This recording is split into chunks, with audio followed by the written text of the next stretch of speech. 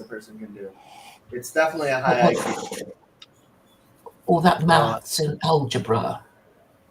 it's actually higher order statistics. I mean, I took a look at the exam and I couldn't even understand what it was asking. And I mean, I've taken statistics, basic statistics, and up to calculus, and it was like way beyond that. Mm. Yeah, well, I was hoping you guys would discuss, apart from no-heightism, which, I'm going to ask you, Islam is a no-height religion, isn't it? And then you're going to say yes and no. And No, yes and yes. really? Islam is a no-hide religion. Yes, the problem isn't Islam. The problem is most of the Muslims who follow it don't seem to realize murder is prohibited, as is stealing, as Uh-huh. is Well, the sexual. Christians don't. Okay, you can actually make a separation between, a set of rules and the people who don't follow them. Oh, But sure. we're just talking about the rules, not the people who break them, Yeah, and sure. the I morons who don't know their religion. You I know. have zero problems with Islam as a religion. The only problem with Islam as it is broadly taught is that it is as it is taught. There is a belief that the Jews have corrupted the Bible, which is not Noah. Well, even if the Jews haven't corrupted the Tanakh, I don't think Jews want to live in a Torah theocracy with 36 capital offenses. See, this So, is the thing you get wrong constantly is um, we we don't believe, and the Tanakh says quite clearly that God does not want anyone to be executed, and as the Torah itself teaches clearly, God didn't execute many people who did capital offenses, including Cain, including Adam and Eve, and so the to understand the Jewish Bible as advocating for capital punishment is a very poor understanding of it. well, that was what Maimonides said, 36 capital offenses in the Torah. He Yes, but identified, he listed, did and not numbered them. advocate. He did not advocate for going around putting people to death. That Well, I mean, is, the point is that you you can are not say the they're greatest there, scholar in the world, maybe they're Claire. not I hate to meant to tell be you. taken literally, right? But I mean, the point is that the prohibitions, you're not supposed to do them, but you think, oh, maybe it's a bit harsh, to stone a Jew to death or breaking the Sabbath or um, earn a It's not dakat. merely a bit harsh, it is against what God wishes. How do you Yeah. know? I mean, he did say in the Torah. Because because when you read the actual Bible, like the first 5 chapters are about how God doesn't want to put people to death, and the next, I mean, it's over and over. It talks about God having mercy on people and God not wanting people to be put to death. This is Well, it the also says he's a jealous God. But anyway, the book of Jeremiah mentions a new covenant. Don't you think the Quran is a new covenant? the book of Jeremiah mentions a new covenant with Israel, and it quite clearly says this is the funny part. I was listening to yet another Christian talking about it, and he quoted it at least 5 times. Those verses, and every single time he read the verse, which is right there, which is, and no man shall have to teach another to know God, for all of them, from the least of them to the greatest of them, will know God. And despite the fact Christians, it may be one of the most cited, it might be, in fact, the most cited verse among Christians of the Hebrew Bible, and they always miss that line right in the center of it. When the new covenant happens, it shall no longer be Which one necessary. do you mean? Here, let's pull up Jeremiah 31. Lucky, behave yourself. Why is pulling out the text? What you're trying to do, Claire, is to teach the Jews what their Bibles say and teach the Muslim what their Bibles say. And I frankly, I have no quarrel with you. I just don't think you're going to succeed. I'm well aware that people are astounded at the audacity of my point, but really, it's very easy to make these points because it's already in the Bible, right? It's in the Torah. All these words that people argue about the new covenant, it is in the book of Jeremiah chapter 31. The Noahide laws are found in the Babylonian Talmud. There are 7 of them. And Maimonides did say there are 36 capital offenses. And if they don't believe me, I'm sure they can check for themselves. They can, but they won't. Okay, so Jeremiah 31, 31. Hine yamim ba'im ne'um Hashem v'charati et Beit Israel ve'et Beit Yehuda brit hadasha. See, a time is coming, declares God, should be the Lord, when I will make a new covenant with the house of Israel and the house of Judah.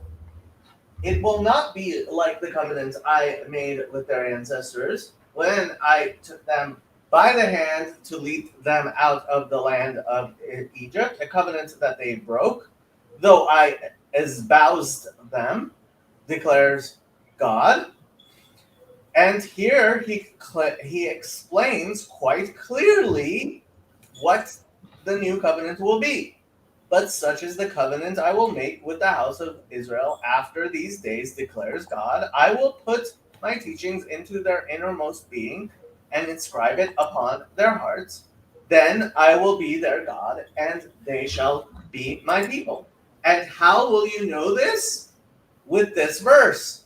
Very clear verse. No longer will they need to teach one another and say to one another, heed God, for all of them, from the least of them to the greatest, shall heed me, declares God, for I will forgive their iniquities and remember their sins no more. So once again, no longer will they need to teach one another or say to one another, heed God, for all of them, from the least of them to the greatest, shall heed me, declares God. Therefore, anybody who goes around evangelizing a new covenant is an idiot. Why'd you say that when the meaning of the new covenant is in dispute? I mean, the Christians think it's Jesus, and I keep telling them, how can a new covenant be a deceased Jew? Because it is in dispute. It is not the new covenant. The fact that it is in dispute is proof positive that it is not the new covenant, because the new covenant includes no longer anybody going around teaching anybody else to know God. Because but that's only after it is agreed about what the new covenant is.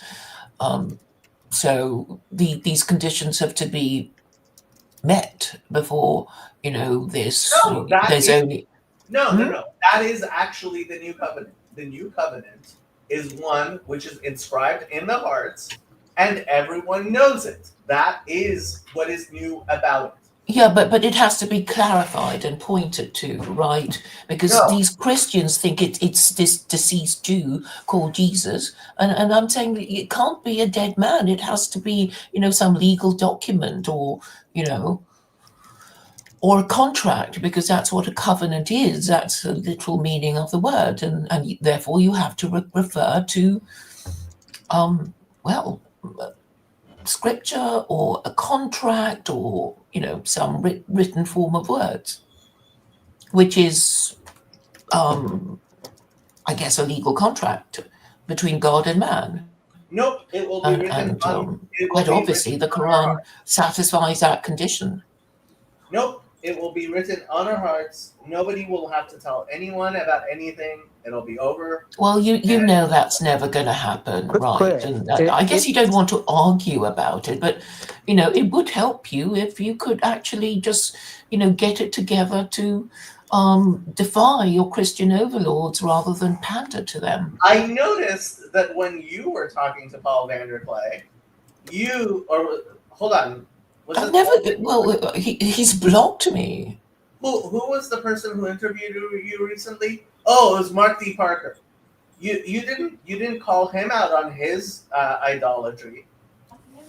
Well, I don't always. Yeah, of course you don't. You're No. actually far more strategic and wise and intelligent than you pretend, Claire. She's a lamb on stream and a lion in the chat.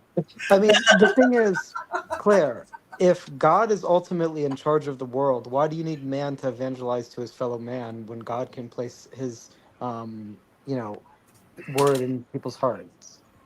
Well, I mean, the point is, the rulers need to know what it's all about. They can't just say, "Oh, it's just going to happen. I don't have to do anything. I don't have to argue any point in case I get cancelled or shot in the throat or whatever." Somebody's got to say something and explain things, and don't you think? I mean, that's why prophets are, appointed. I agree with Maimonides. God created Islam and Christianity so that before the coming of the Messiah, there will be these ignorant people walking around blindly teaching the Torah to people so that the world will be ready for the truth being revealed.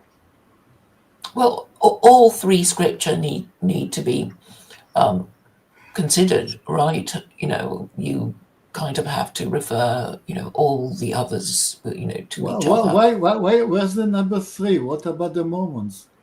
But the Mormons are not. Mormonism is not an Abrahamic religion because they don't worship the Abrahamic God. I mean, their God has a wife, and What other God is there to worship? Pardon? What other God is there to worship but the Abrahamic God? Exactly. Why No, would no, you no. worship a lesser God?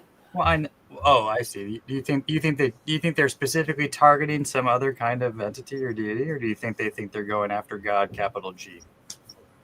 So you're talking about the Mormons, are you? I'm talking about the Mormons. Yeah. They're obviously idolaters and completely wrong. They are a category of Christian, but Christians are, by definition, really idolaters, aren't they? Because they worship a man. That's the And it's million-dollar question. anthropomorphism.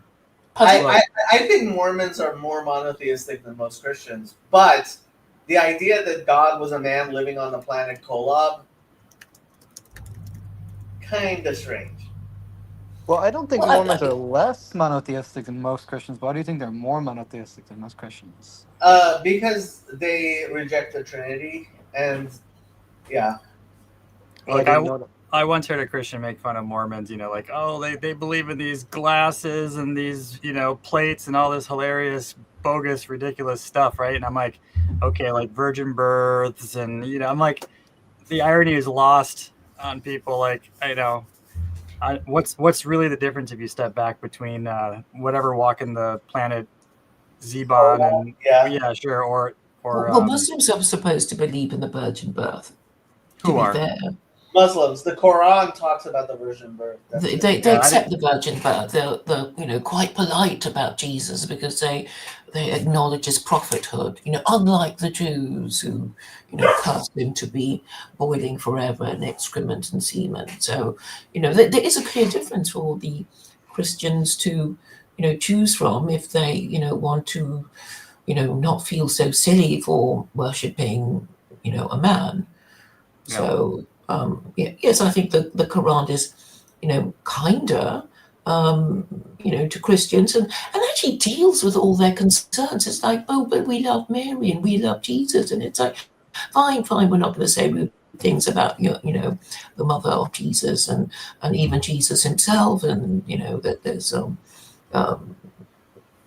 but I suppose you could look upon this upon Jesus as a kind of divine practical joke played on idolaters.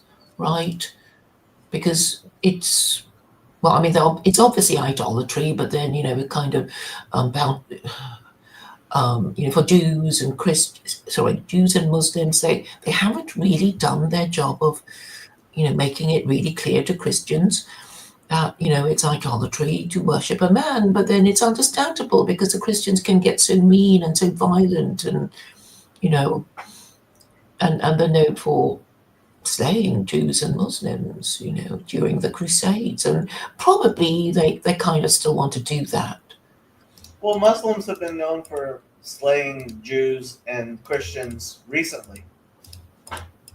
Yeah, so the conflict in the Middle East can be seen as a kind of religious war, and it can even be solved by using theological arguments, right? Because I did mention it to you, Jacob, that there is a verse in the Quran, chapter 17, verse 104, that says that suggests that Allah is Zionist, and this Muslims just can't. They can't deal with it. I wish I could safely play the song. I can't, but feel free to go into your YouTube and search Allah is a Zionist. It is a hilarious music video. I actually had to watch that, and yeah, I do have to say Allah is a Zionist. I will say, under the broader sense of the term Zionism. Yeah. So, I mean, if you just want to read about it, there's an article in a tablet magazine that with that title. And the thing is that the Muslims can't deny the existence of the verse. I mean, I do try and say, well, what does it mean then if it doesn't mean Allah and Zionism? And then they start arguing about what Zionism means. And I say, well, if Zionism means anything, it's the idea that Jews deserve a homeland.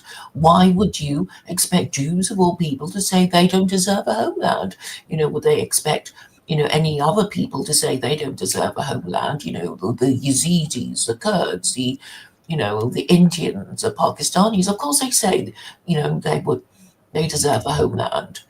But and with you guys, I mean, Jews, you have the backing, the unwavering support of the number one superpower of the world. So why wouldn't you assert your right to a homeland if it's always supported with such vigor by the global hegemon?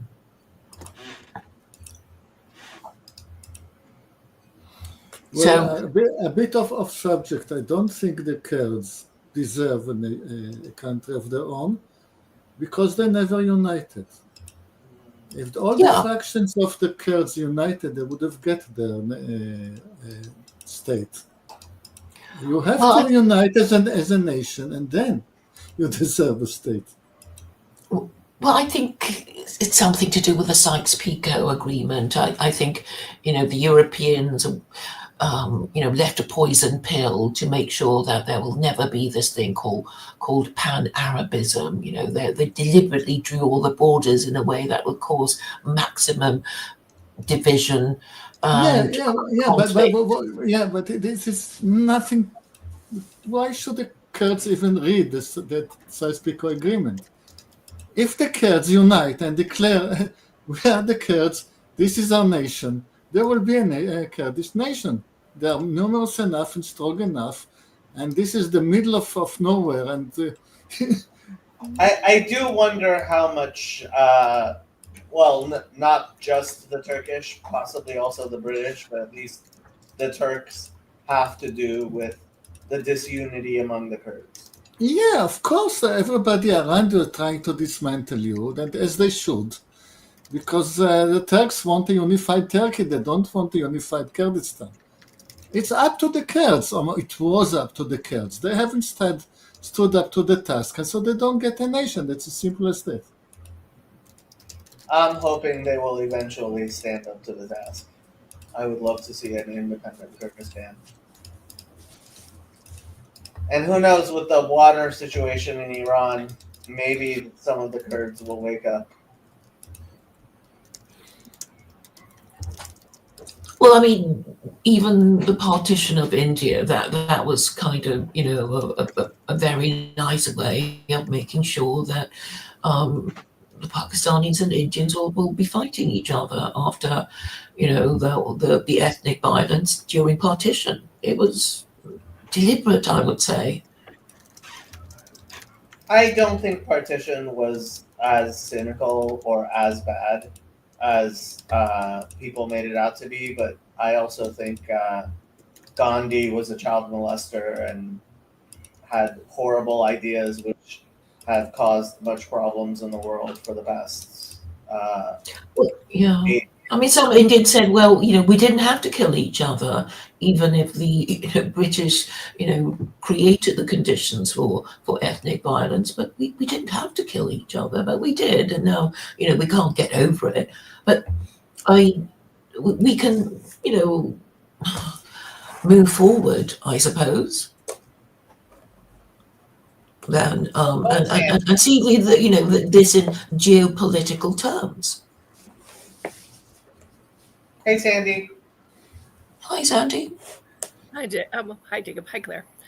You guys are probably miles past it, but I was wondering a question from when you read Jeremiah 31:31, because I'm not great. No, I was going to say I'm not good at grammar. I use grammar well, but I don't study grammar and discuss grammar. And my question pertains to grammar, I think. Is that okay? No, you may not ask any questions about grammar on my channel. What's going on? Awesome. Thank you for saving me from myself. Are you going to correct our grammar? That'd be fun. No, what I wondered. Okay, so like if I look up, if I read the so where was I tend to be reading lately in the what is it, Nechon Mamre, when I'm trying to stare at the side-by-side English and Hebrew. Mm-hmm. And that doesn't really help me because I can't read Hebrew. But I'm curious because of the discussion points that were coming up on the verse. Mm-hmm. When I look at it in the English there, they use semicolons quite a bit in that verse. But when you hear it discussed in, like if I was to hear this verse brought up in, like in church, in a sermon or somewhere that people are talking about it, the time frame seems to be part of the logic of how they discuss it in a grammatical sense, where it's, like if I go down the hall and I do my laundry, I have clean laundry. But do I have clean laundry because I chose to go down the hall and do the laundry, or because going down the hall and doing the laundry has a logical consequence of clean laundry? And when Christians start talking about things, the reading of "this is a new covenant" sounds differently to my ears than when you say "this is a new covenant," because and I was looking it up, because on the one hand it's like, so did God make a new covenant because the old covenant was not a good covenant, or did God make a new covenant simply because God made a new covenant? Well, he made it for Gentiles. He made it for the Gentiles. Okay, Jeremiah 31. Yeah. It's not talking about the Gentiles. It's talking about a covenant with Israel and the house of Judah. Correct. And and that's what I'm pointing at, because when Christians read it, they assume it from the perspective of 2,000 years later. I am a Christian and I follow a covenant, therefore this must be my covenant. Right. Christians don't actually read the Bible. They go looking through the Bible, looking for texts to prove. So if you read this verse and you were explaining it to me, not from a point of view of 2,000 years of arguing what the covenant was about, but simply the fact it exists and this text is sitting there, what does it actually say grammatically? So saying we're going to stop telling each other to know God. Because it says there will no longer be people telling each other to know God. Right. Because what does the next semicolons there say? I mean, if you watch me in the Bible study, what I do, I read the text as if I see it for the first time. And I look the grammar as it is and try to understand what it's saying. And what is saying, in my really humble opinion, because just as a person reading it for the same, there is a because there. They will all know me from the small to the big, said the Lord, because I will forgive their sins and I will not remember it anymore. So it seems that the fact that not all people know God is some kind of a punishment, and He's going to forgive us, and then will let us know God. I think that's essentially right. I mean, one thing I will say is that the word chadash there, I would say should be actually translated as renewed covenant. But I'm not going to get into the fighting over new or renew. But what is absolutely clear is that once this new covenant, I mean, why and how you ended up in the laundry room is one thing. You end up with clean clothes, right? And that's what we do not have, which is the clean clothes. So don't tell me you went to the laundry room when there's no clean clothes. Well, or I didn't make the laundry room exist. I didn't decide.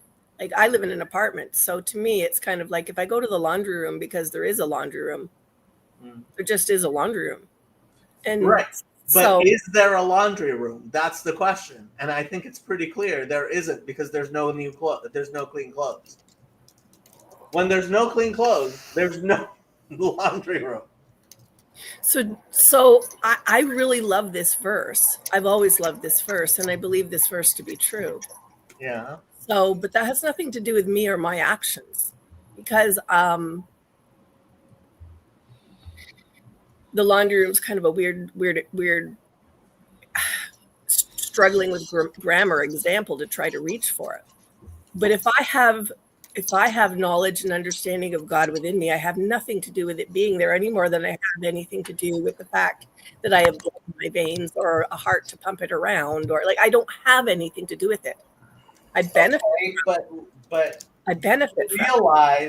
You do realize that there are people out there who don't have blood in their veins or don't. Yeah, they don't have a knowledge of God. Correct. So this verse has not been fulfilled. No, but I think we think that means it's impossible until we do something to deserve it. And that's my point, is I don't think that's true. I think God, there's something about this verse that's I feel like Christians have been arguing this because they think somehow their ownership of taking hold of this verse has created a reality that only God can create. I would agree with you, but when it comes down to it, what is clear is that the reality has not been created. Right? A Christian will tell me, oh, well, we do know God. And it's like, well, even if how you are putting it together were true, and you do know God, which frankly, I think if you're a Trinitarian, you obviously don't know God. But even if that were true, you live in a world where you can't say everyone from the least to the greatest knows God. And therefore, you should stop quoting this and saying the new covenant has come. Which wasn't my point, really, in asking about the grammar, but then we should still be saying no God. Oh, sure. What? I mean, that's what this channel does. Right. But that's because I realize that we don't live in a time when the Messiah has come. I think I previously said to Yoav, the whole point of this channel is to stand before the world and history and say, the Messiah is not here yet. Mm. Okay, people ask me to give my opinion about what is a covenant actually, Brit, and I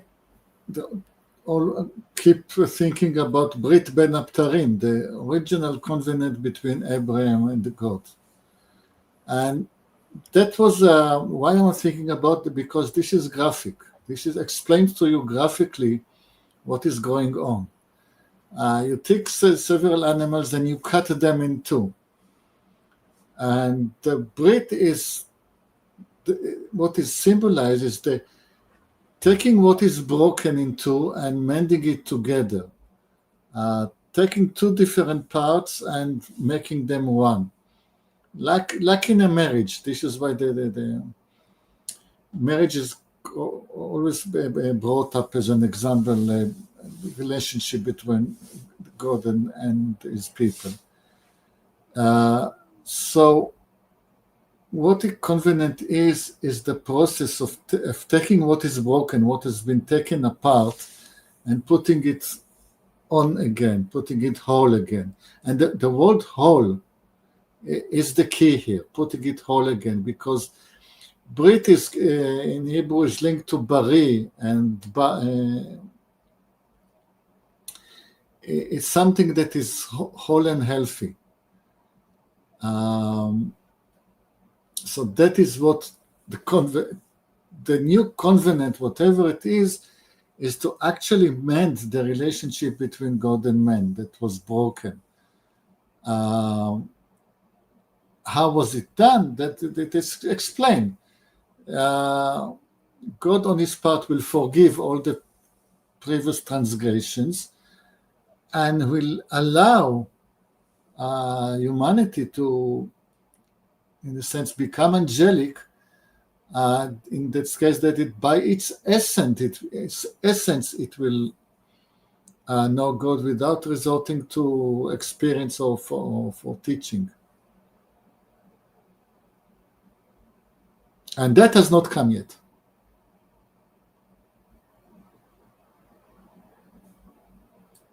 So we are all agreed Christianity is wrong. Amen. Yeah. I don't take any comfort in that, because I got worried the last day. I was counting the days to the end of the world, because whether you believe in young earth or not, the days of this earth are numbered.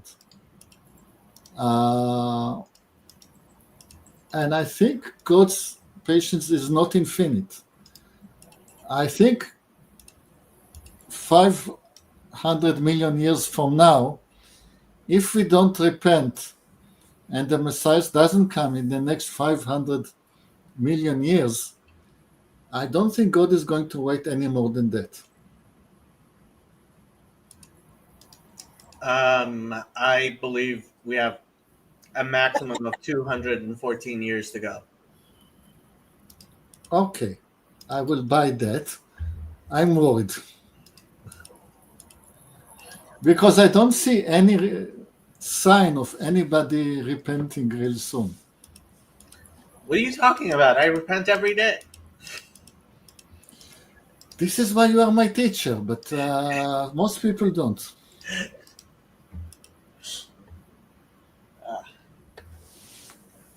See what you did, Claire?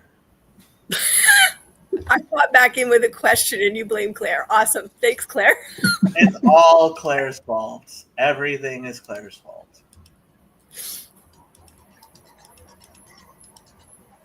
I think Claire is currently debating on someone else's stream.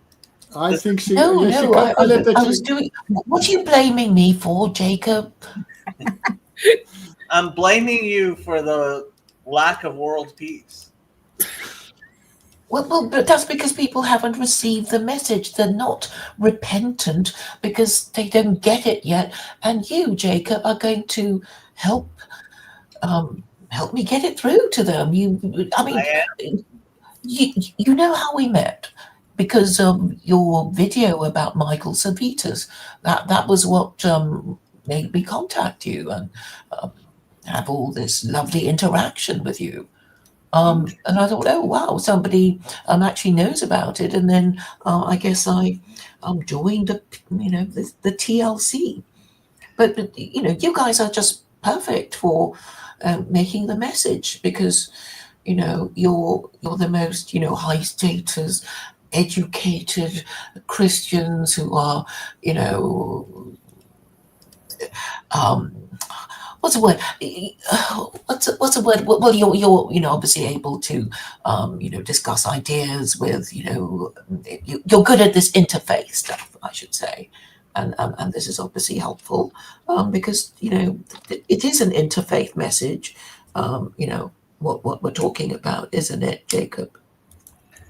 Is it, Trey? Is it?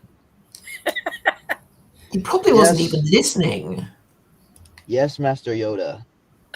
You do look with that hoodie on. Every time I see it, you look like Master Yoda.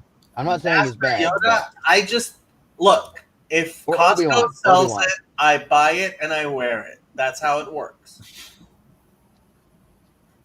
I'm just saying you look wise. That's it. I see. So how's it going, Claire? Sad to see still mad I didn't get to see you in London, but that's all right. Hope you're doing well. Hope life is good. Yes, thanks, Trey. Have I just discovered that I can't post in the chat? These are, quite upsetting discoveries. I find, I'm actually, yesterday I was invited into the stream, and then I couldn't, it's like, oh well, I'll have to find you and unblock you, but I don't think I can post in the chat, and I don't think that's fair. I don't know why you wouldn't be able to.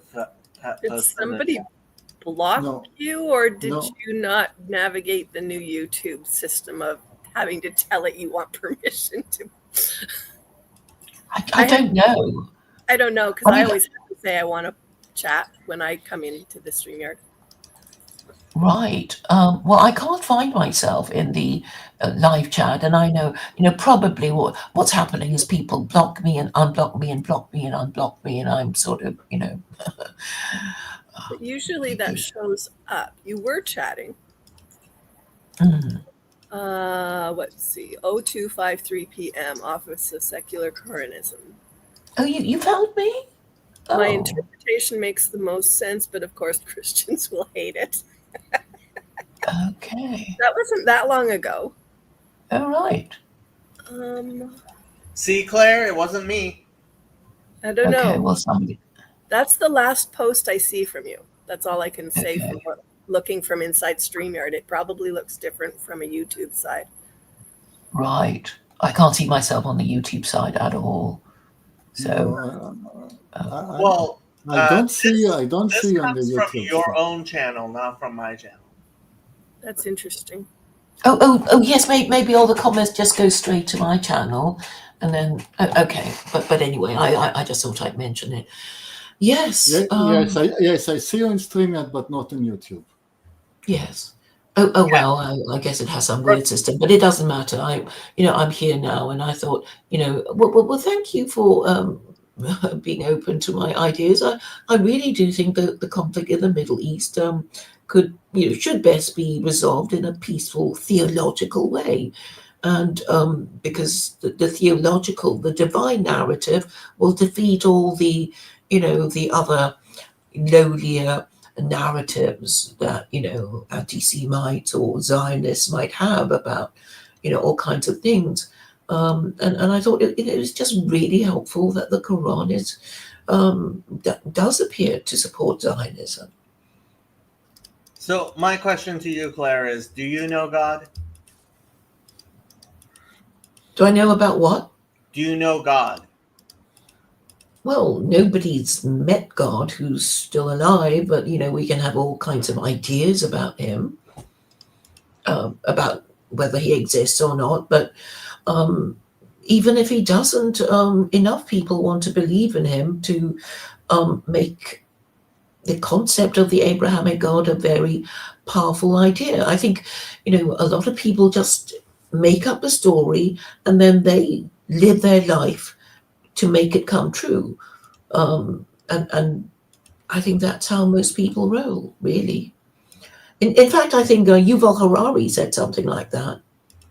That humanity has this rare, unique capacity to make up stories and then behave as if it were true. Claire, are you familiar with Robert Putnam? Robert Putnam. Yes and no. I am aware of the name, and people have discussed it with me before, but I don't. But please remind me of what you want He me basically is the person who discovered the importance of social groups and social capital. And he mentions Mhm. that basically having many social groups is what allows for democracy to function. I don't know if you've heard anything more than that. He was famous for his book, Bowling Alone. I have to correct you. Glenn Lowry came up with the term social capital.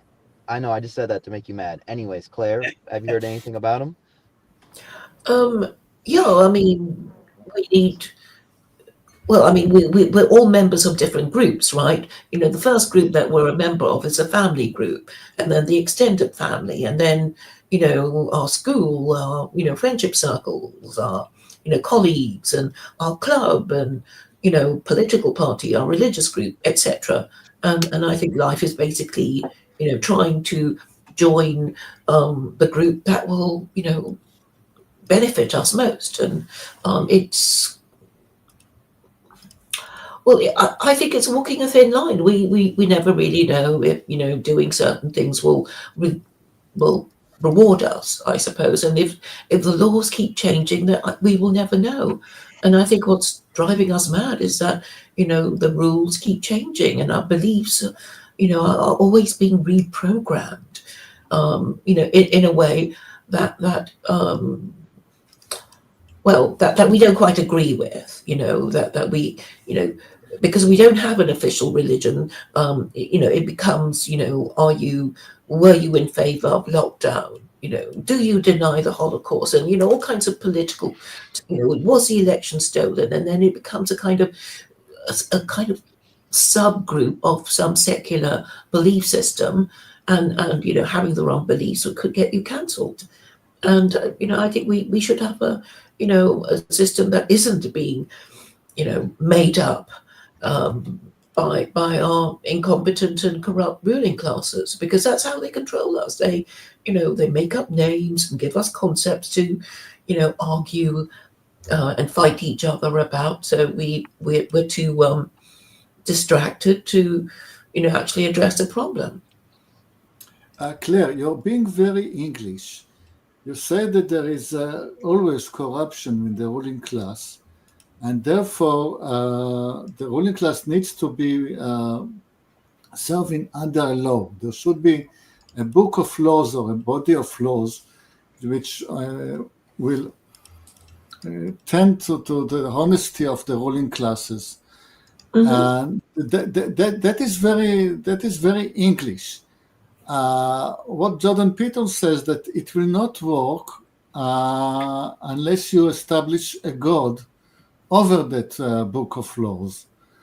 And you say, okay, yes, I'm using the Koran, and Koran is a book that has a God above it. But it doesn't work if you don't believe in that God. Well, thank you for mentioning it, Yoav, because the Quran mentions hypocrites. There's actually a chapter devoted to hypocrites, and it says hypocrites go to hell. So I think in every group there will be people who are the true believers, and then the free riders who just pretend to enjoy the group benefits, but they don't really believe, they don't really practice, but they know that there's some prestige in claiming to be a Jew or a Muslim or a Christian or whatever, but no prestige in for example, saying, well, I'm an anti-Semite, Islamophobe, white nationalist, because they're very low status beliefs, and even the people who really hold these beliefs try and pretend not to.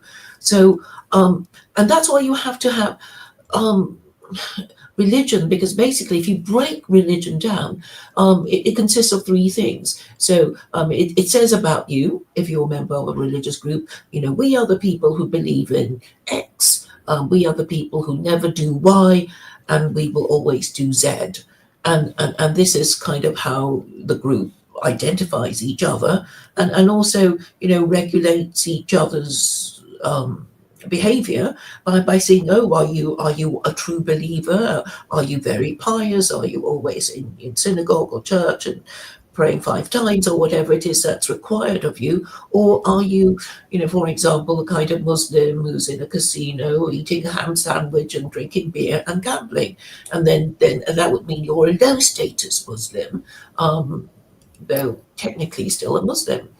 So, I mean, these rules are actually, very useful to identify who's, a rule obeyer, and a rule breaker. I mean, even without religion, there would be the law of the land, and then if you break it, you become a criminal.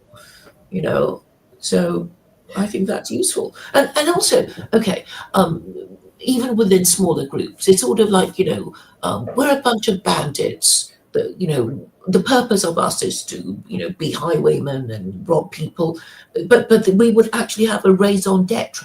We would have a reason for existing, a purpose for existing, and then, we might, agree to share the loot, in certain ways, and, choose a leader or whatever it is. It doesn't even have to be, for a good, socially beneficial reason. It's just that, if we don't even know what we're for, then I think it creates a lot of problems in getting accountable leadership. Yoav, what you're pointing at speaks really loudly to a conversation that happened somewhere else this morning. And I'm hearing it in your question to Claire and in the way she answered you, which makes me think, yes, she's very English, the way that the other conversation was very what that was. Can you say more to why you asked that question, or why you framed that the book is fine, but we're not going to survive? Like, whatever the law of the land is, whatever the book is, whatever the thing is that you're pointing at about Claire being English, can you talk about why you pointed it back at saying, well, that's nice and fine, kind of, but you still have to have God, and those are not identical things? Or if I missed it. Well, there's a lots of whys. First of all, you have the example of England itself. The minute after they stopped believing in the old God, the God that you believe in, immediately they lost their book of laws, because immediately after that they have established a Supreme Court, and now all the hundreds of feet of legal tradition goes down the drain, because what is going on is what the Supreme Court is going to decide, and the Supreme Court is the elite. So this is an example. Another example is what is happening in the Middle East. Even if you accept that the Koran is the best book ever, which depends on the I didn't read it in the original, so I will not comment on that. There are some old nasty gods coming out of the desert in the Middle East, and the people are twisting even what could have been a good book to serve nasty gods. So if your God is not right, your book doesn't help you. Did I answer your question? Yeah, kind of. The earlier conversation was in the context of Canadian culture, not English culture, although my background is British. Yeah, I kind of think so, because what I was wondering was, in the earlier conversation, we were looking at what is the role of community versus individuals in how things go. And I kind of was stating I have somewhat of a deep distrust of the law because of how I watch all of us around the world kind of using it in place of actually what we think, maybe what I see in Jeremiah 31. That there's a distinct difference between the how of some things. And so, yeah, I kind of think so. Thanks. I'll go back and listen to your answer again later.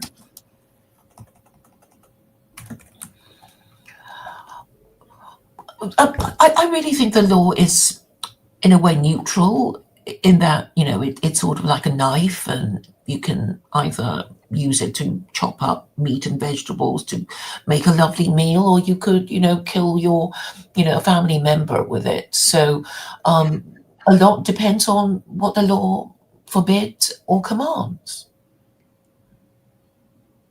Well, everything depends on what it forbids or commands. Doesn't it, Sandy? I don't know, because in a sense, it's still about interpretation. We still have lawyers that study it and go and stand and argue against each other in courts of law. We still have families and religions and things that interpret it. So I'm not sure. Like I said, I still have a suspicion that law in and of itself is not our safeguard, and that maybe that's part of what's changing in Jeremiah 31. Not that law is bad, but just that it really isn't our safeguard. Well, it's an instrument which can be wielded for good or evil purposes, and therefore we come to the problem of leadership. We have to trust our judiciary, our police, our government to legislate for the country, but whether they will legislate in the national interest is, uncertain, shall we say, particularly if they have no principle of even governing in a national interest. Yeah, and in my earlier discussion, I still turned back to saying that I went through, and I still am in that place at life where I say, no matter what else happens, I cannot afford to lose God.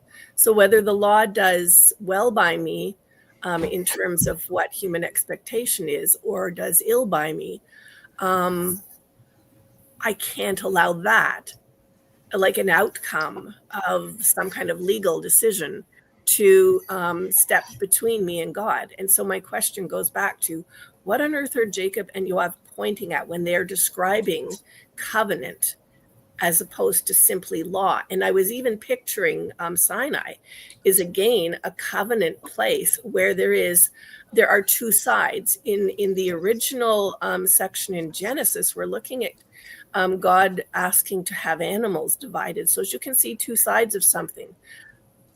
But then there's something to do with the center place. Thanks for your patience. And at Sinai, there is roles taken on to represent two sides of something. But in Jeremiah, God simply says, I will place all of this in your heart. It's not an external anymore. It's some kind of internal. And I'm still incredibly curious about what is the difference I'm sensing in how they are framing it to us, because I grew up very much in a British religious context that wasn't even only about religion. I was pointing to things that we don't label as religion, that I called religion within my family structure, through which lenses they were viewing the religions we participated in. So I mean, like, there's something else going on here that I'm still seeing. But yeah, thanks. But wouldn't it make everything easier to understand if you viewed God as the supreme lawgiver? Because that is basically what he's doing when he, the Ten Commandments, Torah. I gave you the law. If you want to misinterpret it and pretend I said, one thing when I meant another, it's up to you. But, see you in hell or heaven. Depends what you mean by would it help. Realistically, it depends by what you are asking and what you intend in your question.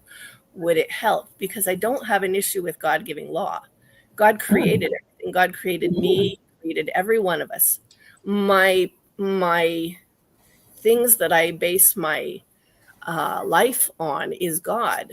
the fact that I believe that there is a God, that he is the God of the Bible, that when I sit and I open the first page and I see in the beginning, or in beginning, depending on, cultural reading of words, I'm like, my entire life is, if I start from that place and I can end at that place, that's really my only safety is in God.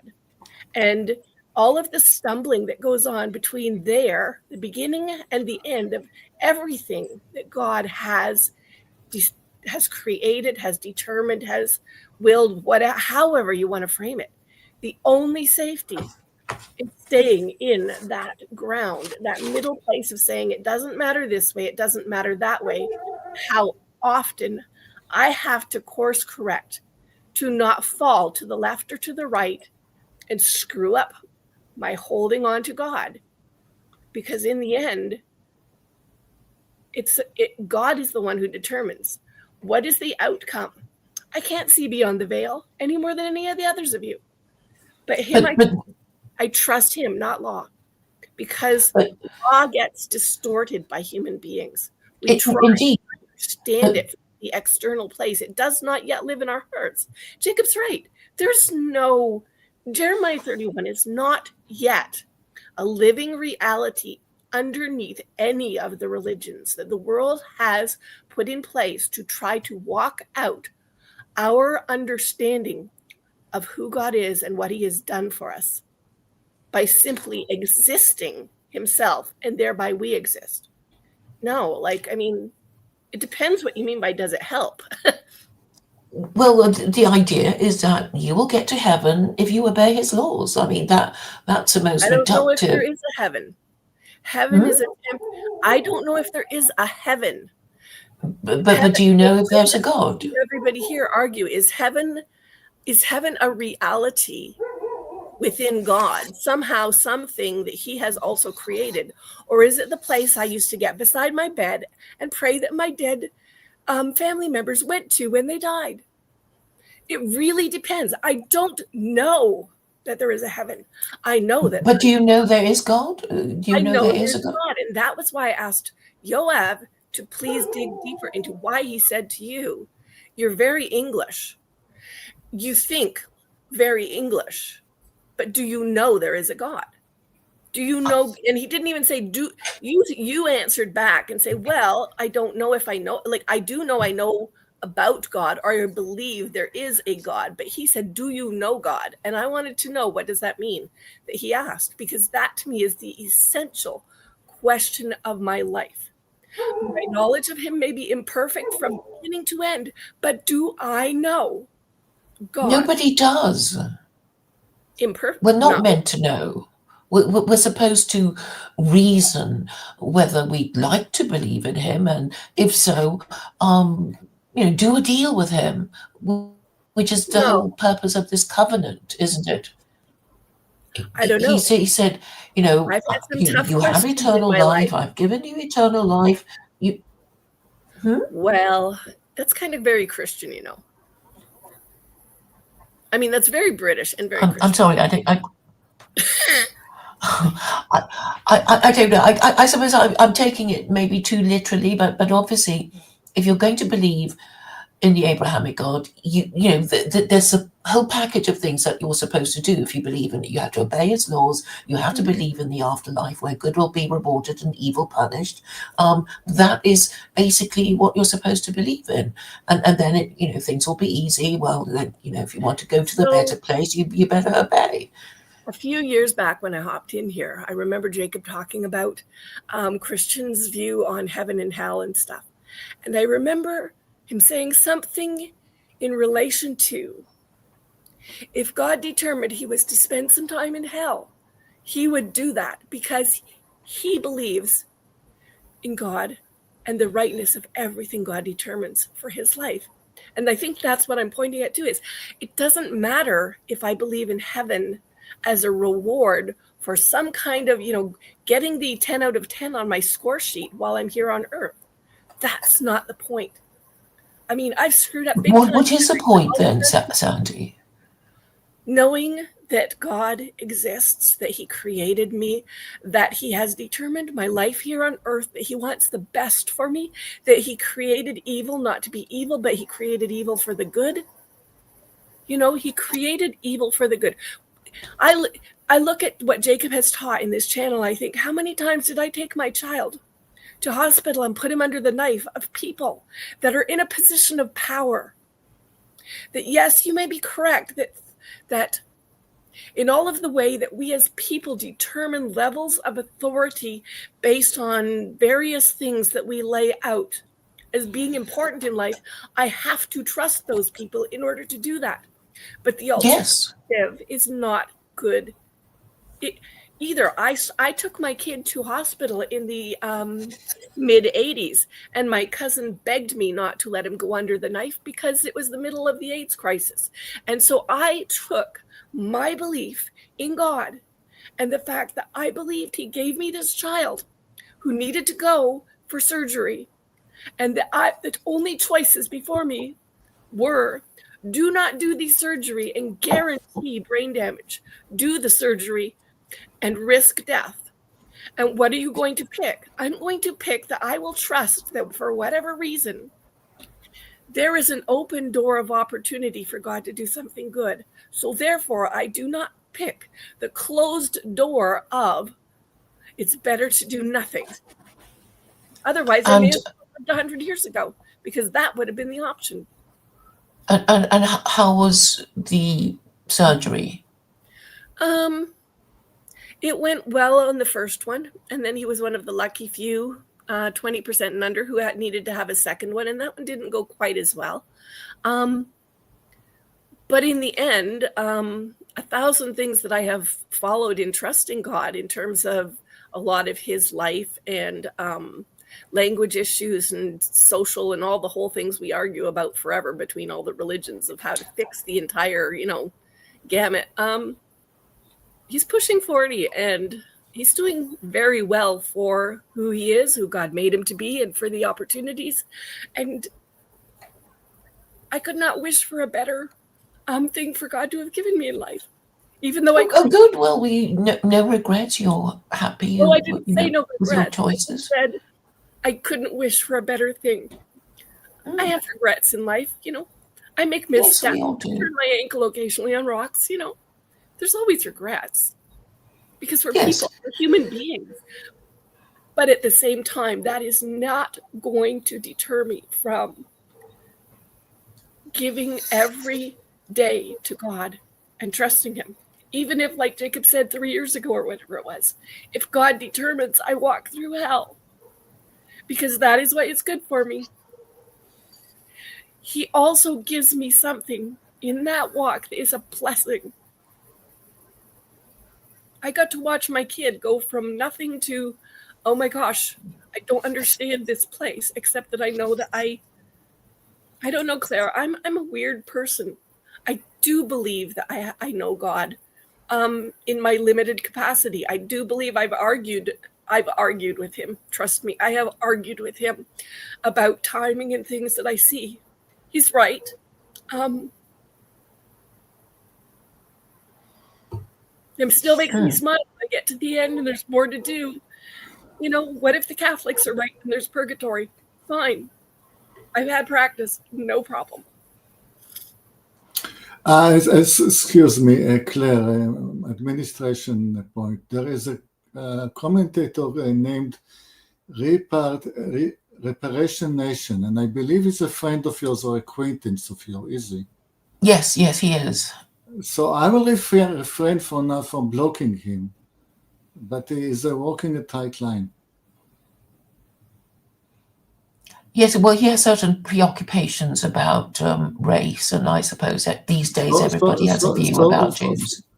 So for your sake, I will not block him for the while. I know him from Speaker's Corner, and possibly Trey did meet him when he went there. Do you remember IC3, Trey?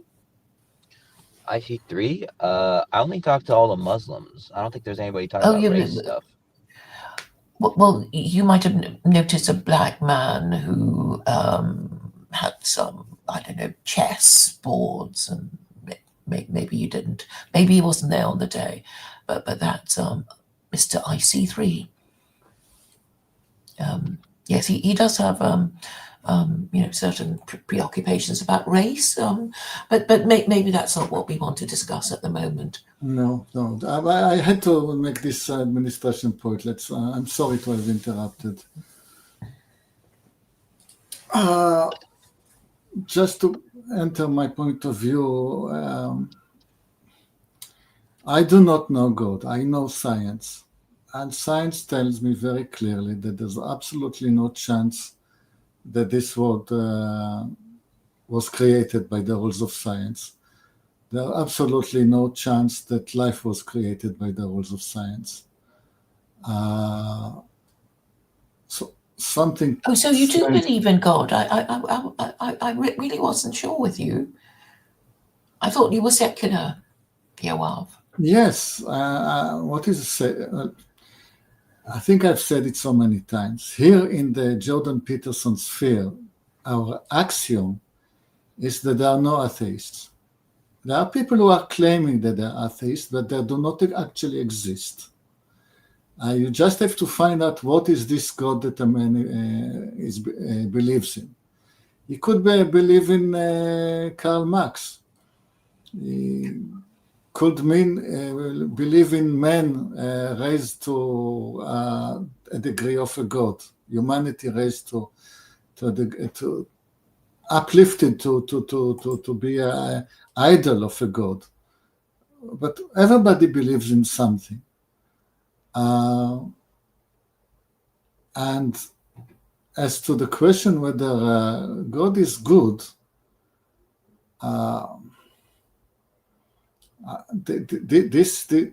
this I really struggle with. But we said that we can only aspire to see the back of God. I mean, we can also only learn about the past. And the past is not always a good indication of the future, because things change and things change abruptly.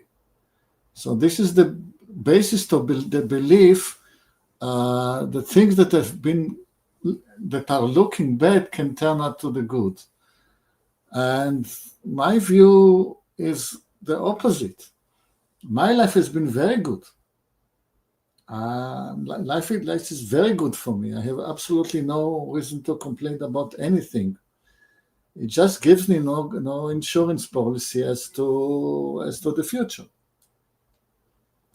So about this idea of God being good, I mean, it's a good thing that the world was created. Cannot argue with that. As I said earlier, I'm beginning to get worried. If God is just waiting for us to become angels, it won't ever happen. I'm quite sure of that. Maybe what you need is grace.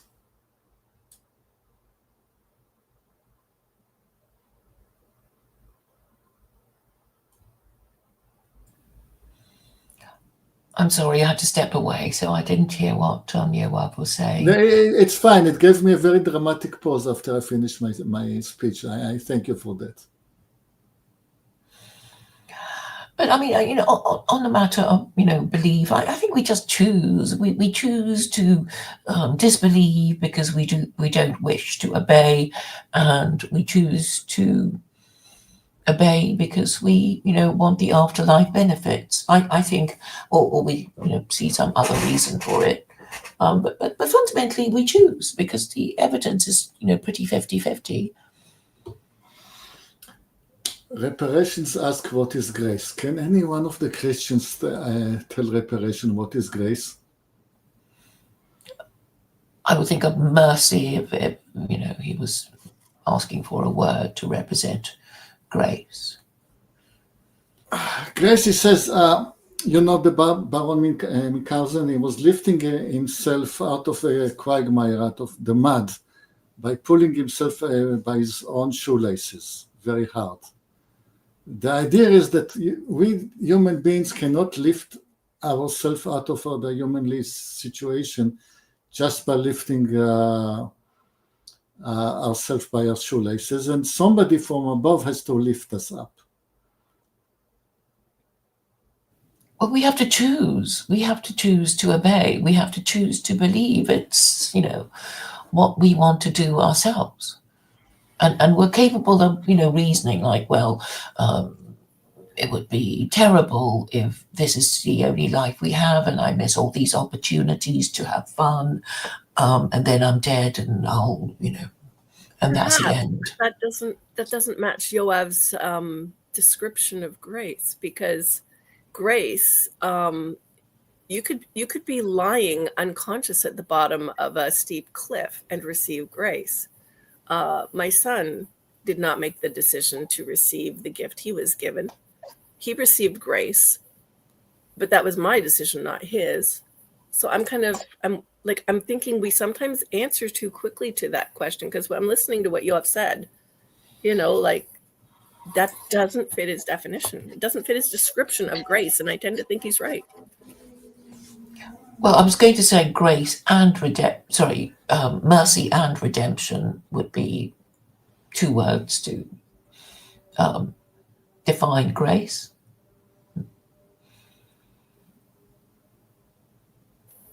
Yeah, I was just pointing at, we have to make a decision. Somebody has to make a decision. That somebody doesn't have to be the we of like me, you, us. Somebody has to make a decision. Well, we're supposed to have free will and be capable of moral reasoning. Correct. But when Yoav described grace, Yoav, if you want to repeat it, because I'm thinking I could have misheard, but if I didn't mishear. I want to go back to this the sentences from Jeremiah that we were discussing earlier.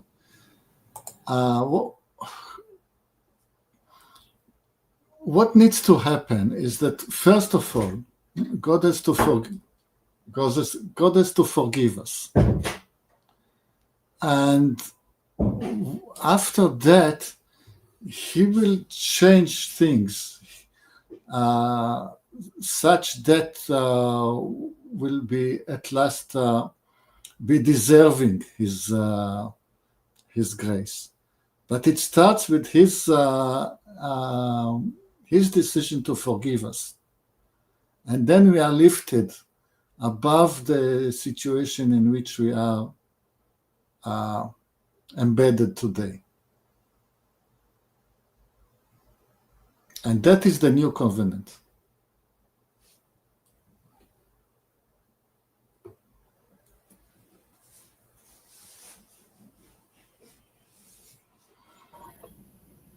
I'd agree.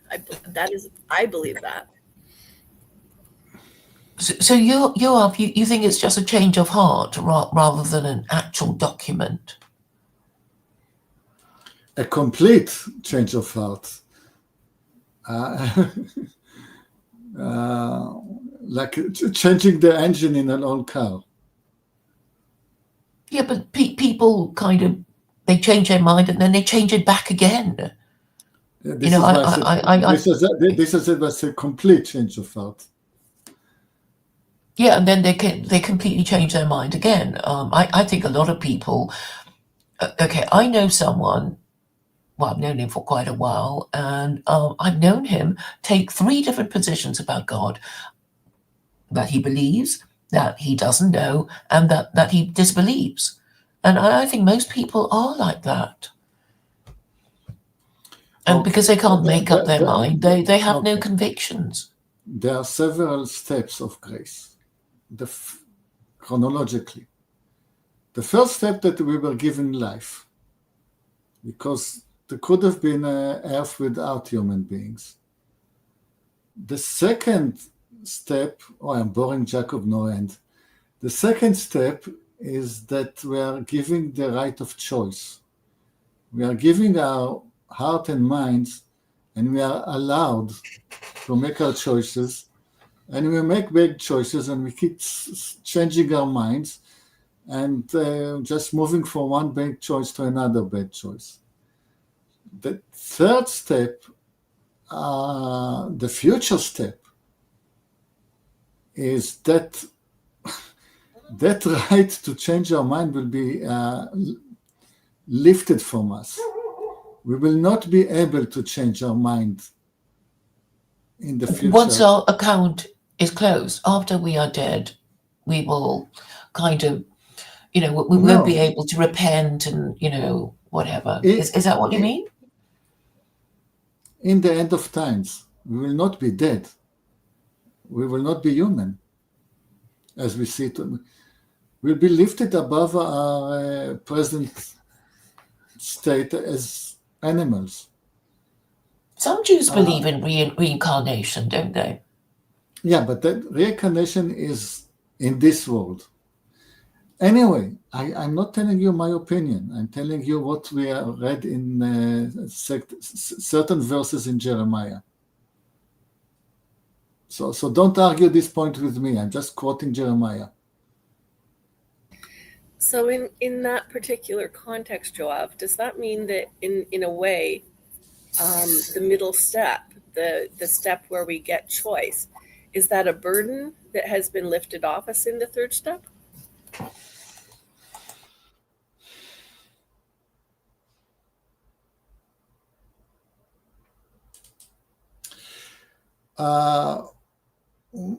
My mistake was to present it as steps in the ladder, as lower step, middle step, higher step. I think they're completely three different entities that you cannot rank.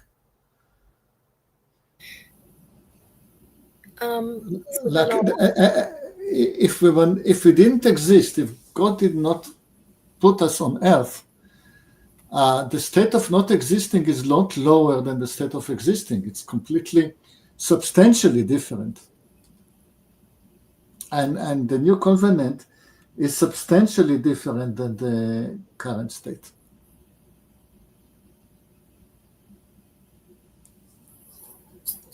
I think I could have misheard you, but I thought you had mentioned about choice being lifted off, the way you were explaining grace as well. Yeah. So that's what made me wonder if something is lifted off you, like even at times my winter coat feels too heavy. It's a burden I bear, even though it does me good. So I wasn't, I don't know if I'm framing it well either, but. No, you did not mishear. I did say that, but after second thought, I thought it might have been a misrepresentation, because it's because I did imply rank, low rank, middle rank, higher rank, and on the second thought, I don't think these are ranks in a ladder. I think that they're completely incomparable states.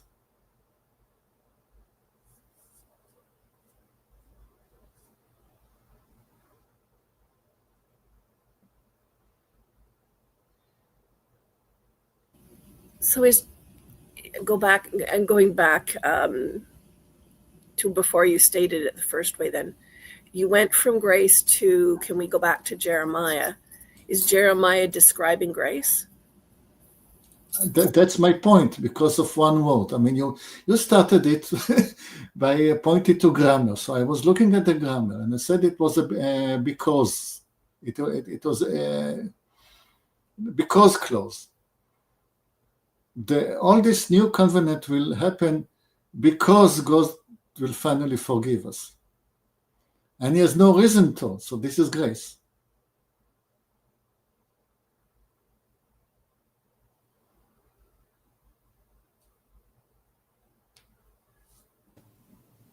But isn't the idea that God will forgive us if we are truly sorry? Okay, that's a matter of a specific religion. There are religions in the world that would say that if you're really, really, really, really very sorry, won't help you. It's still up to God. I think the Jewish position is that being really, really, really sorry will help a lot. Well, I have to contradict Pastor Paul here. He says it's hard to argue with Jeremiah unless he joins the live stream. I very much disagree. You can argue against people who are not in the live stream. In fact, that's what YouTube is all about. Is arguing with people who have no idea you exist. That goes back to a dispute between Plato and Socrates. Socrates was the last generation to exist without books because they were forgotten at the time they had to be reinvented. Plato was the first young generation to believe in books. And Socrates says, if I write my words in a book, then people will forever argue with the book and not with me. So yes, I would have loved to have a conversation with Jeremiah, and Jeremiah will say, well, this is the book. Doesn't really state exactly what you think it's written there is not exactly what I thought. Let me explain to you what I really meant. That would have been fun, but it's not possible.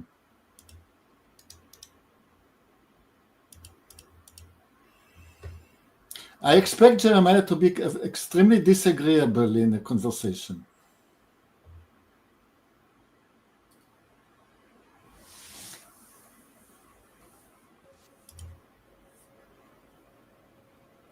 Jan God wants me to do more React videos. What would you want me to react to? By the way, Jason, your father-in-law did not respond.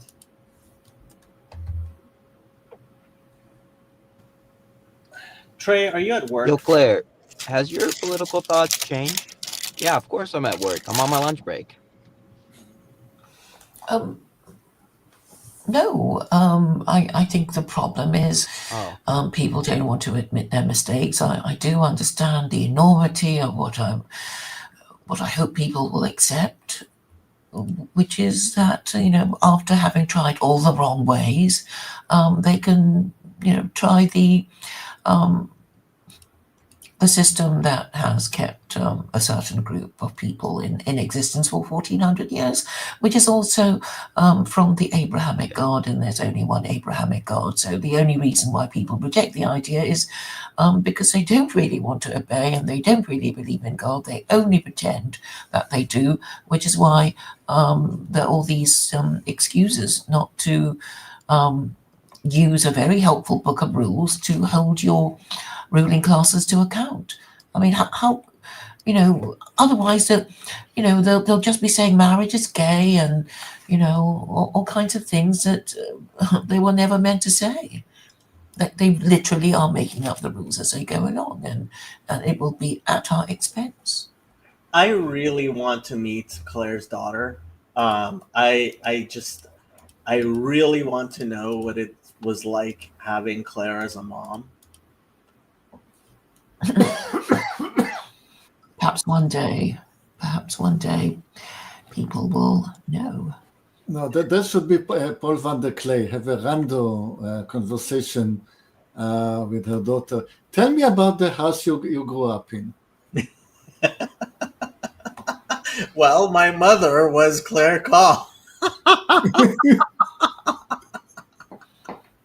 Oh, and I survived. Yeah. And Claire claims she still has a good relationship with her daughter, which I surprisingly believe Claire about. Claire, are you a grandma? Well,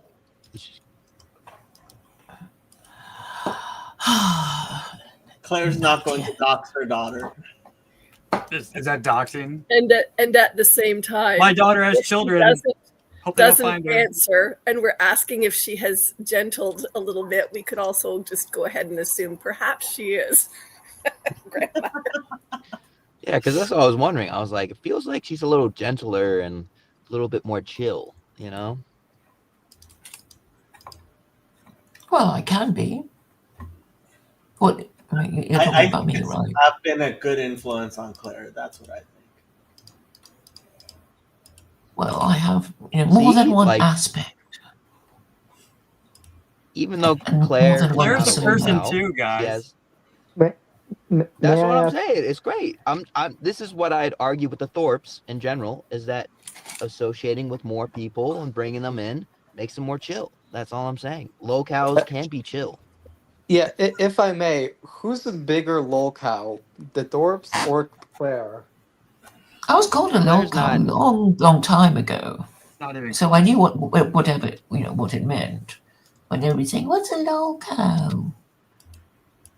Claire has too much will to be a local. She has too much strength.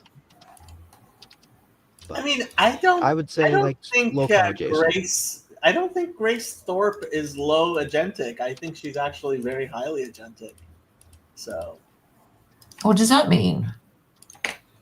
I think she has a lot of control over how her life, what things happen in her life. Well, she's clearly Yeah, I mean, I guess intelligent, and the she's some sort will- of secretary to her father. Well, also Yeah, I another mean, when thing I mean is, the will, I kind of mean like like a little bit of intelligence and like will. Like She's I'm very using it a little bit intelligent. sarcastically. She No, does not make good decisions with her life. That's well, I'm you know not what? so sure I'm about not gonna that. What publicly have talk you about other seen people, of but her actual life? Like, she seems to be living an okay life. Like, I haven't actually seen like her. Like, I know people have this image of her, which I think she cultivates, but like factually, I haven't seen her. I've seen her hang around with people who have problems, but I think she seems to have life has dealt her dealt her a lot of lemons, and she's made lemonade, as far as I can see. I don't know. I guess I have to. I don't know if I really want to watch like an hour-long locale explanation right now to like re-up on it. Maybe I can send that to you. yeah. Well, I did watch an hour-long explanation of the Thorpes, and what I got out of it was one of their fans who may be working with them was the person who sent all the worst things to this person, which made me think they have a highly oiled attention machine, which is how they earn their money. Which Yeah, and who recorded that police video? His daughter? I guess I don't know. It's like, oh, Like, he got served. All of Who's their recording that? all of their things, they seem to be like a typical Hollywood. Like, I grew up with dozens of families just like this around here. This is Los Angeles, after all. yeah. Well, I was going to ask Claire. So you advocate for, correct me if I'm wrong, Islam for no Gentiles. So what do you think the economic system should be for Gentiles? Like, do you want to ban usury and all that? Yes, Sharia for non-Muslims. Yes, and it would be, I expected government and individuals to grab it with both hands, but since everybody is above their heads in debt. But I'm just, I don't think I'm being given the opportunity to, lay out my manifesto, even though I've written the book. Nobody reads books, everybody has ADHD. And they can't take the idea seriously even when there is no other rival idea on the horizon. It's almost as if people don't feel that they can think outside their box Well, unless given the permission to do so by the fourth estate. They're just yeah. waiting for the green light to discuss secular Quranism, I think. Well, And, the problem I have with banning usury is, so are you familiar at all with von Mises and Hayek and their notion of the knowledge problem? Because basically, I don't think the central planning is of the government have enough knowledge to know what's best for an economy or not. I don't think Claire believes in economics. well, I did do economics at A level. And How'd you remember do? some of it, but then it would be, capitalist economics. I mean, I've tried asking people like, how would the economy be if we just banned usury? And We I would just get go a back shocked to silence, and they never answer. I will answer you. We would go back to the 6th century, and we would be backwards countries like Muslim countries are. No, I don't think so. Anyway, Grok gave me a model. They made a model. So one is if we do it immediately without it being phased in, and the other is we phase it in. So I've got two answers. I'll send them to you. It seems reasonably credible, but obviously my ideas are radical, and but I think it would be nice to rebase our currency and for house prices to be affordable again. And, just draw a line under the failures of the past. And the mechanism by which I propose to do it is to make usurious loan contracts illegal contracts.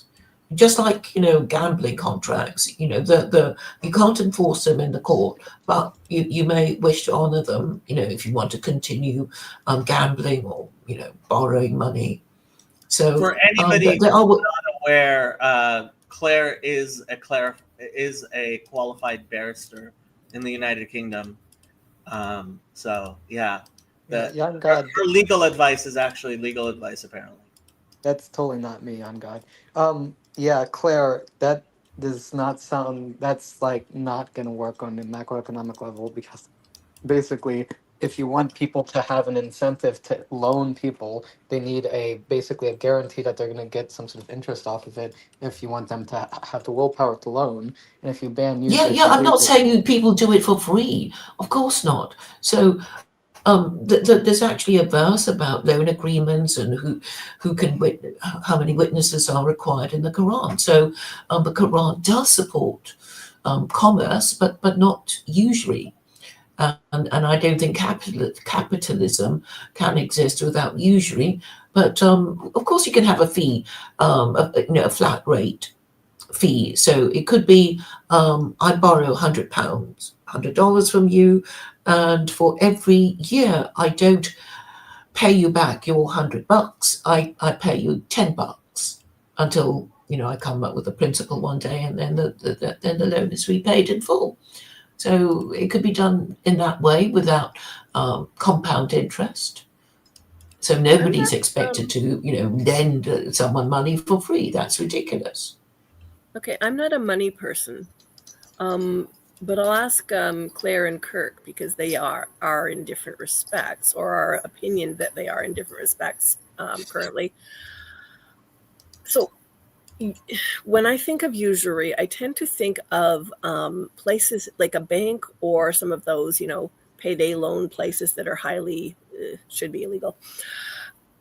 But I don't see that but I'm curious, because I don't see that necessarily impacting all of the areas in which I think that money movement and either law or taxation can be usurious. Is that even a word?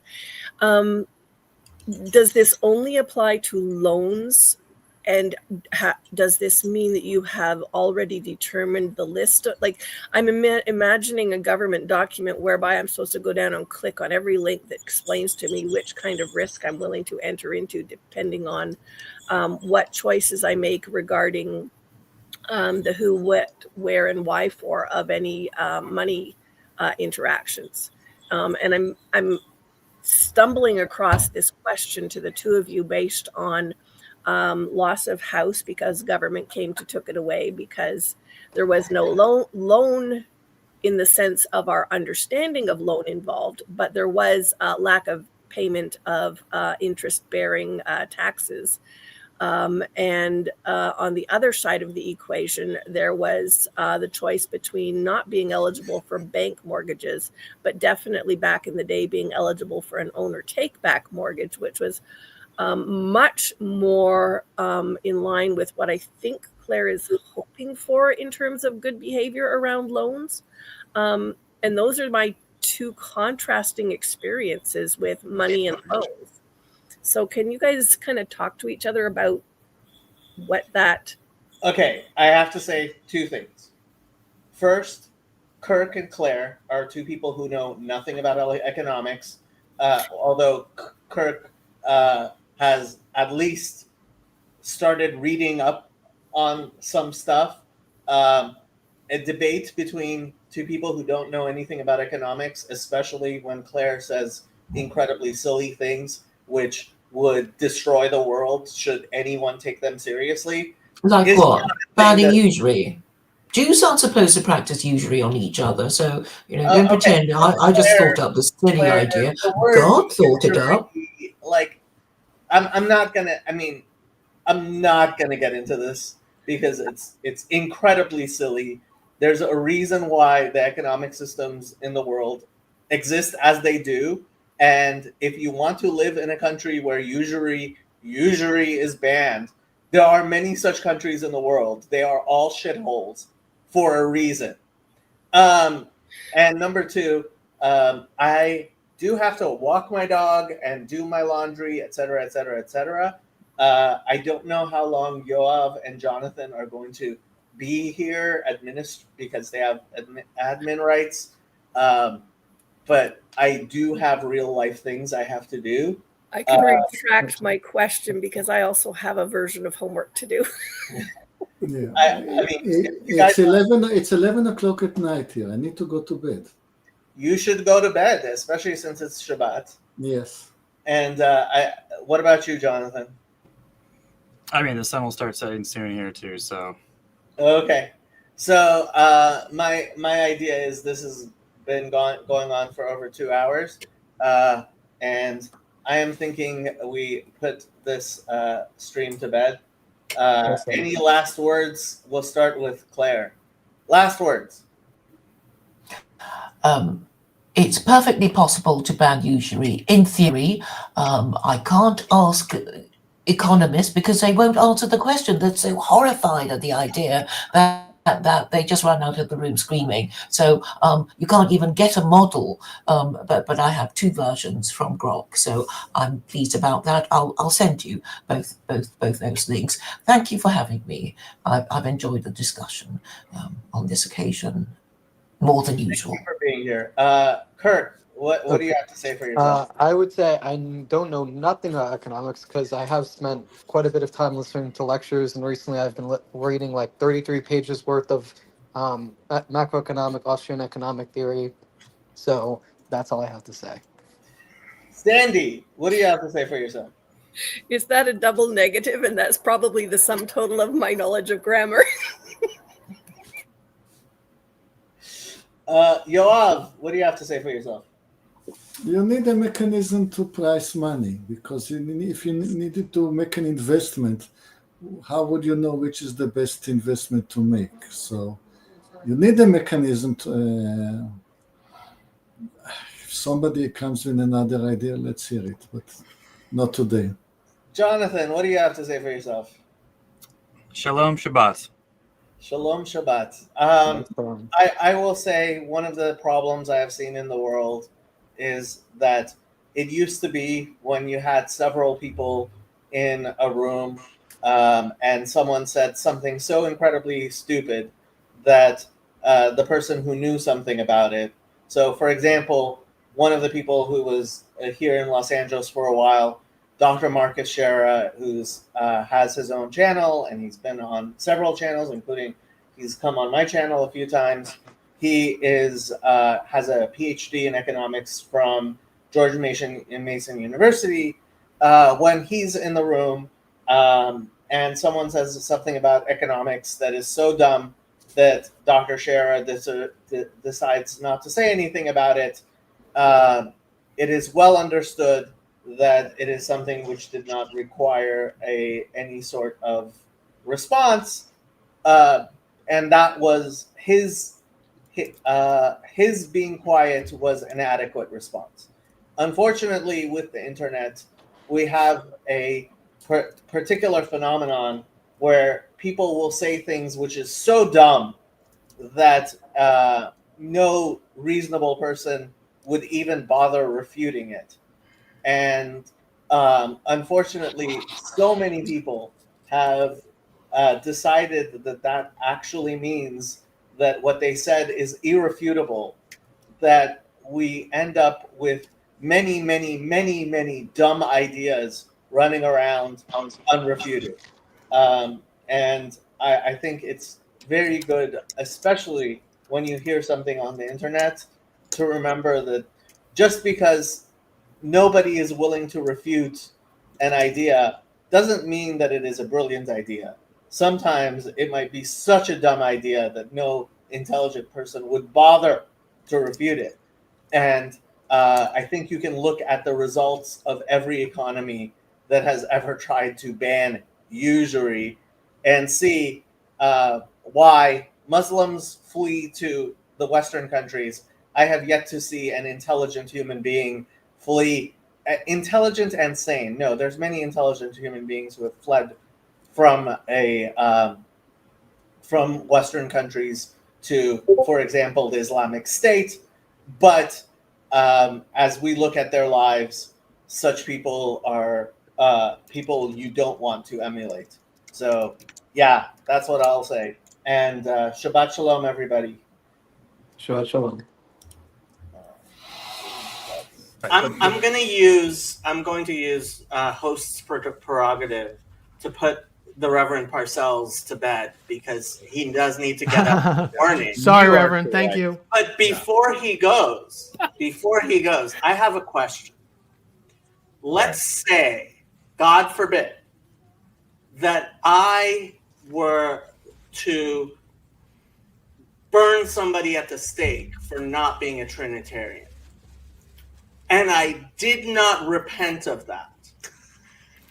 Is that a salvation issue?